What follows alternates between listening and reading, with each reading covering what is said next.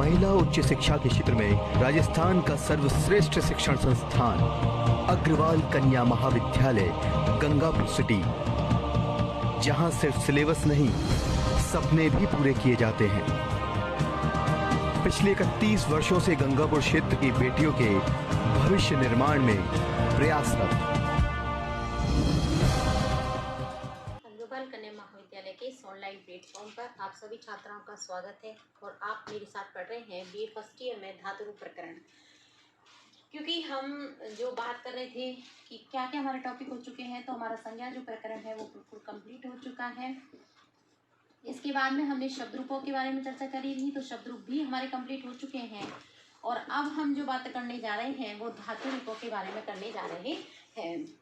सबसे पहले हमें ये पता होना चाहिए कि हमारे जो सिलेबस है फर्स्ट ईयर का, उसमें कौन कौन से धातु पाठ है, धातु रूप है और कौन कौन से लकारों में हमें पढ़ना है। ये तो हमको पता ही है कि हमारे 10 लकार होते हैं, लेकिन इन 10 लकारों में से हमें केवल जो धातु रूप याद करने हैं वो 5 लकारों में ही याद करने हैं। कौन कौन से हैं हमारे पास? पठ, पच। सिलेबस से आप देख सकते हो, इसमें अपने आपको पठ पढ़ना है। पच है भू, क्री, अस, अद, हन, दिव, तन, तुद,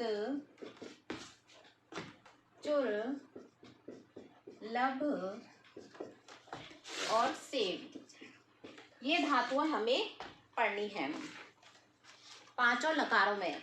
कौन कौन सी हैं? पठ, पच, भू, क्री, अस, अद, हन, दिव, तन, तुद, चुर, लभ और सेव।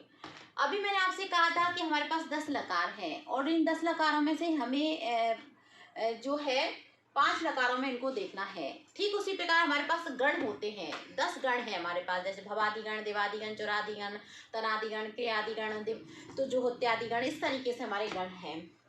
तो इन्होंने क्या किया है, जैसे अगर हम इनका टोटल करें तो 1 2 3 4 5 6 7 8 9 10 11 12 13 धातु इन्होंने ली हैं। तो ये ऐसा नहीं है कि इन्होंने जिसका चयन किया है, जिन धातु का चयन किया है वो ऐसे ही कर लिया गया है। यानी कि कोशिश इन्होंने ये की है कि हर गण में से कोई ना कोई धातु आ ही जाए।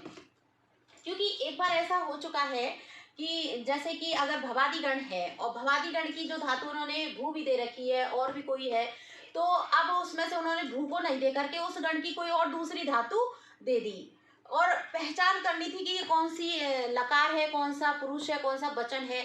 और वहां पर क्या हो गया था, कंफ्यूजन हो गया था। अगर आप इस चीज को थोड़ा सा देखते हुए चलोगे तो आपको इस चीज में कंफ्यूजन नहीं होगा कि भवादिगण है, भवादिगण की मूल धातु भू है और इसके अंतर्गत और कौन कौन सी धातुएं आती हैं। यदि उनको अपन एक लाइन में लिख लें कि ये इसी गण की धातु है, तो भविष्य में जब भी आपको कभी आवश्यकता पड़ जाती है तो आप पहचान कर पाओगे, क्योंकि प्रत्येक जो गण होता है वो अपने आप में एक पहचान लिए हुए होता है। अब यदि हम सिलेबस के अकॉर्डिंग बात करें, क्योंकि ये थोड़ा सा अगर मैं इस विषय में एंट्री कर गई कि कौन सा गण है, क्या इसके लिए हम आगम करते हैं, किस तरीके से इसके धातु चलते हैं, तो फिर वो थोड़ा सा टाइम उसमें खिंच जाएगा। अभी हम सिलेबस के अकॉर्डिंग चलते हैं, हमें सिलेबस को भी कंप्लीट करना है। तो यहाँ सबसे पहले पट धातु को ले लेते हैं। और आपकी जो पट धातु है आपको पता ही है कि ये हमारी बहुत पट है, भू है, ये धातु हमारी ऐसी होती है जो हमें जब से हमने संस्कृत से जुड़े हैं तब से इनका हमारे साथ में क्या होता रहता है, आमना सामना होता ही रहता है। बात करते हैं हम पट धातु की। हाँ, इसके साथ ये भी देख लीजिए कि हमारी जो धातु होती है वो परस्मैपदी, आत्मनेपदी और उभयपदी दोनों ही होती है। कुछ धातुएं तो ऐसी हैं जो केवल परस्मैपदी रूप में ही चलती हैं, जैसे पठति पठते पठंती, ठीक है, भवति भवतः भवन्ति। लेकिन कुछ धातु ऐसी होती है जो केवल आत्मनेपदी में चलती है, जैसे सेव धातु सेवते सेविते सेवन्ते, सेवसे सेविथे सेवध्वे, सेवे सेवावहे सेवामय। लेकिन कुछ धातु ऐसी होती हैं जो परस्मैपदी और आत्मनेपदी दोनों रूपों में चलती हैं, जैसे कि पच धातु को ही देख लीजिए आप, क्री धातु को ही देख लीजिए। क्री धातु या पच धातु, पच जो है वो परस्मैपदी में भी चलती है, पचति पचतः पचंती, पचसी पचतः पचत, पचामी पचा पचाम। और यदि इसके अगर आत्मनेपदी रूप की बात करें तो पचते पचेते पचंते, पचसे पचेते पचध्वे, पचे पचावहे पचामहे, इस तरीके से भी इसका रूप है। तो जो धातु उभयपदी है, तो यहाँ इन्होंने हमें सिलेबस में इस चीज को नहीं कहा है कि भाई आपको केवल इनका परस्मैपदी रूप ही देखना है या इन धातुओं का उभयपदी देखना है या आत्मनेपदी। तो जो धातु जिस रूप में हमारे पास है, दोनों रूपों में है, तो उसके दोनों रूप हम लिखेंगे, यदि वो एक रूप में है तो उसका एक रूप हम लिखेंगे। अब बात करते हैं हम किसकी, पठ धातु की। ठीक है, तो इसका तो हमारे पास परस्मैपदी रूप ही है। सबसे पहले हम जानते हैं लट लकार। लट लकार यानी कि हमारा वर्तमान काल। इसमें वही लिख लीजिए आप, एक वचनम। एक जो धातु है उसमें तो मैं पूरा लिखा देती हूँ, बाकी मैं फिर अपन वचन वचन पुरुष पुरुष नहीं लिखेंगे, केवल हिंट देंगे और उसके बाद केवल धातु को लिखेंगे। तो एक वचनम, द्विवचनम, बहुवचनम। ओके, फिर हमारे पास तीन पुरुष है, प्रथम पुरुष, मध्यम पुरुष और उत्तम पुरुष। ठीक है, जैसे कि इंग्लिश में नहीं होता first person, second person, third person, उसी पे का हमारे यहाँ पर भी है ये। अगर हम इसमें लट लकार बात करते हैं तो हम जानते हैं इसके रूप बनते हैं पठति, पठतः, पठन्ति, पठसि, पठथः, पठथ, पठामि, पठावः, पठामः। ये हमारा कौन सा है, लट लकार है। अब इसी में ही लट लकार के साथ ही हम क्या करेंगे, इसका लिट लकार भी लिख लेंगे। लिट लकार ये है हमारा भविष्यत काल। जैसे कि लट लकार तो ये है कि मैं खाता हूँ, पीता हूँ, सोता हूँ, जाता हूँ, लिखता हूँ, पढ़ता हूँ। और भविष्यत काल में मैं खाऊंगा, पीऊंगा, लिखूंगा, सोऊंगा, जाऊंगा, ये सब हमारे क्या है, भविष्यत काल है। तो वही एक वचन, द्विवचन, बहुवचन हो जाएगा। प्रथम पुरुष, मध्यम पुरुष, उत्तम पुरुष हो जाएगा। और उसके बाद में कुछ नहीं करना है, थोड़ा सा ही परिवर्तन है। पठिष्यति, पठिष्यतः, पठिष्यन्ति, पठिष्यसि, पठिष्यथ, पठिष्यथ, पठिष्यामि, पठिष्यावः,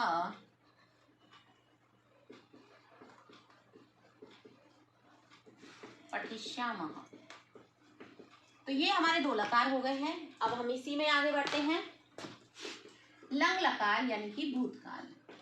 भूतकाल के और भी रूप आपको मिलेंगे, लेकिन यहाँ पे केवल इसी लकार को याद रखिए, आप कंफ्यूज मत होइए। अपठत, अपठताम,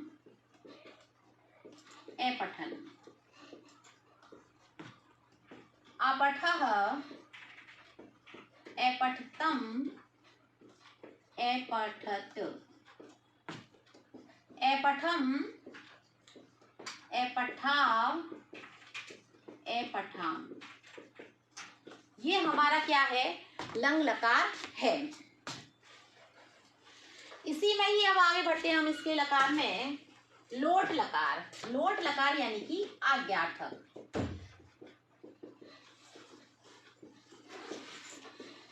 पठतु, पठताम, पठन्तु, पठ, पठतम, पठत, पठामि, पठाव, पठाम। अब हमारे पास एक और बचा है लिंग लकार। लिंग लकार यानी कि विधि लिंग। विधि लिंग जो होता है वो चाहिए अर्थ में आता है।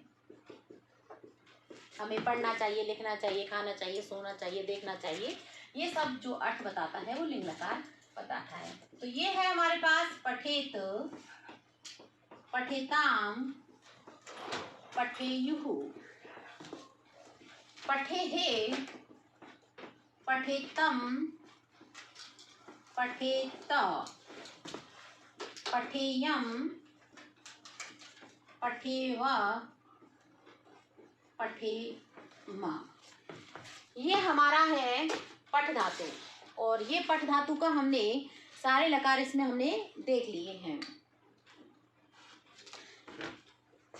एक यहाँ हलंत और लगा लीजिए। आपको थोड़े से हलंत के बारे में मैं बता देती हूँ। यहाँ इस लकार में तो आप पढ़ते आए हो, इसलिए कहीं कोई मिस्टेक नहीं करोगे।